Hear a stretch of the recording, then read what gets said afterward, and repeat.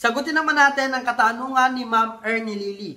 Okay lang daw po bang kumuha ng video na cartoons po sa YouTube na ida-download to o kaya naman i-screen record para po may upload sa ating mga Reels video? So mga Lodino, kahit ano pong klaseng video pa yan, movies, animes, cartoons, o kaya naman mga dramas, k-drama, mga Lodino, wag na po tayong mag-a-attempt na mag-download yan o kahit screen record pa man mga Lodi para gawin pong Reels or i-edit natin yan mga Lodi para may upload po sa ating Reels video. Baka mamaya mga Lodino, ito po yung maging sanhi pa ng problema sa ating mga account. Magkakaroon lamang po kayo dyan ng unoriginal content. Sayang lamang po yung effort nyo. Kahit po sabihin natin mga Lodino, ma-monetize kayo dyan, ay someday madedemonetize din po kayo dyan o kaya naman hindi nyo makukuha ang inyong earnings. Ito po mga Lodino, yung karamihang naging sanhi ngayon nang nagkaroon po ng unoriginal content at limited originality content na kumuha po sila ng video ng iba nang hindi po nila pagmamayari.